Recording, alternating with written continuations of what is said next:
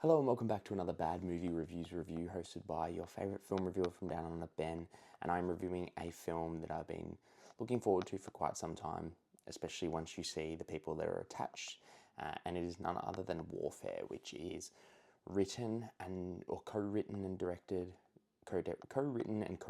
by Alex Garland, who most people would know from doing Civil War last year, Men, Annihilation, Ex Machina, obviously written, your 28 Days Later and Years Later coming out soon. And Ray Mendoza is a essentially an Iraq veteran and was in this situation essentially to give you the plot as bare bones as possible, as it is very much just a visceral experience. It's essentially about a platoon around a certain mission where they're basically waiting to confirm whether there are like insurgent Al Qaeda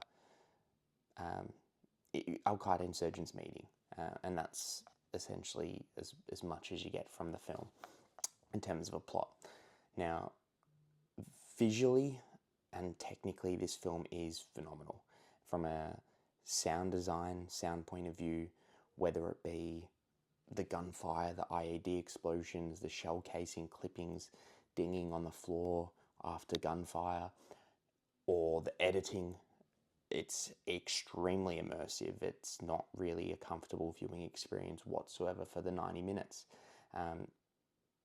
And yeah, about Ray Mendoza's real life experience, I think it was back in 2006 in Iraq, and actually reading up on some IMDb trivia, each scene in the film was basically corroborated by a few of the members to confirm it's as real as possible. And from the moment in the film where the title drops and it says Warfare, it's basically all in real time, which you kind of can feel because it is just so tense, it is so uncomfortable, it is phenomenally paced as a film's perspective. But it's not really, obviously, the hard thing with war films is it can obviously be saying political things, which a lot of films will do, whether it be propaganda about the army war, US, who knows. But this film's very much just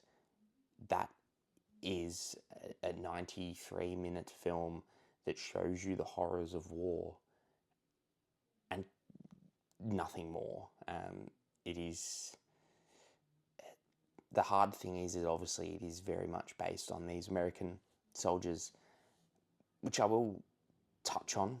The stress and the urgency is very apparent in this film, and the situation that they're essentially in.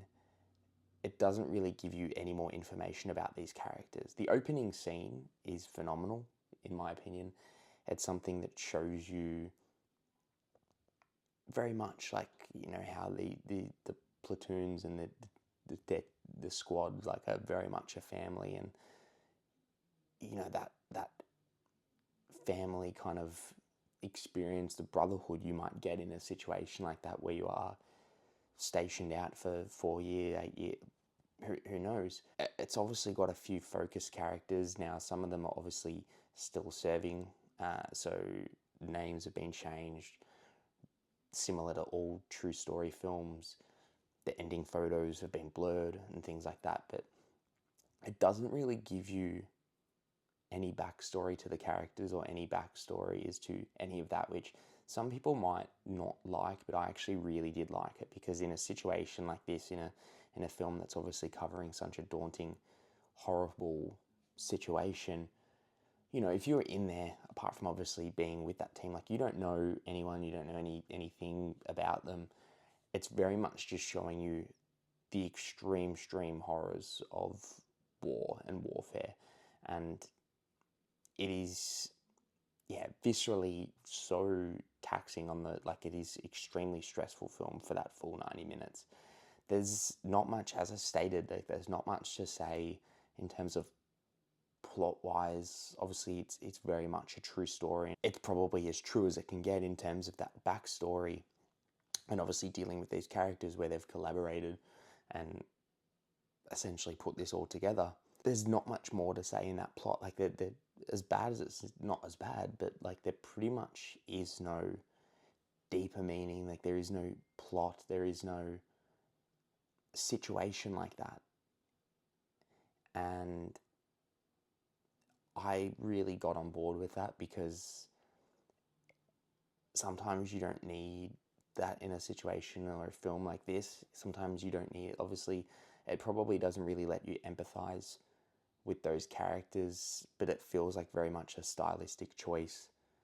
As much as you're empathizing with them, you don't have that connection that some films do, where they build you up. Obviously, I mean, I just reviewed Sinners, very different situation, but I spoke about the fact that the first third of the film is character development, whereas this film is very much just balls to the walls action from day dot, like from the beginning.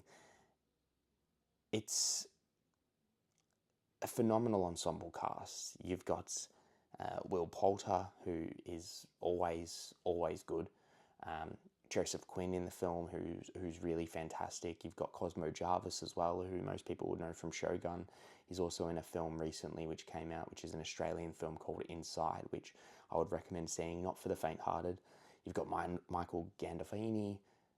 You've got like a stacked cast here. You've got Kit Connor, Noah Centineo, Taylor John Smith. Like, everyone here is really fantastic, and it doesn't really, even Charles Melton in the film, even though you've got probably bigger names than others, it doesn't really center on them specifically, and everyone's just kind of putting in their best work. But overall, like, there's not really much of a story to tell here. It's about a specific mission that was 90 minutes long, and at the end of the film it said it was basically made for a member of this team, because of the horrors they face.